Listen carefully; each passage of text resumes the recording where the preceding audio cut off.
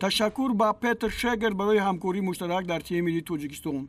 Бо чунин хабар сомонаи расмии Федератсияи футболии Тоҷикистон иттилоъ медиҳад, ки мутахассиси хорватӣ Петр Шегерт ба далели ба охиррасонии муддати шартнома вазифаи сармураббии тими миллии Тоҷикистонро тарк мекунад.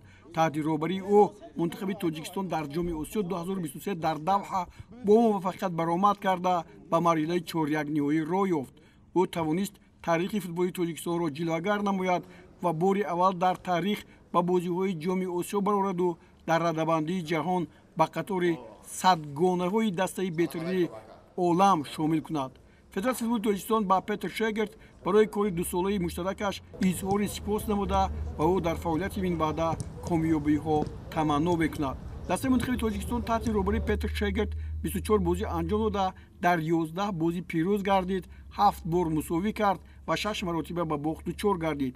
инчунин таҳти роҳбарии ӯ дастаи мунтахаби Тоҷикистон барандаи 2 мусобиқаи байналмилалӣ дониста шуд. дар соли 2022 тими миллии кишварамон дар мусобиқаи Kings Cup дар Таиланд ва соли 2023 дар ҷоми Мердека дар Малайзия ғолиб омад.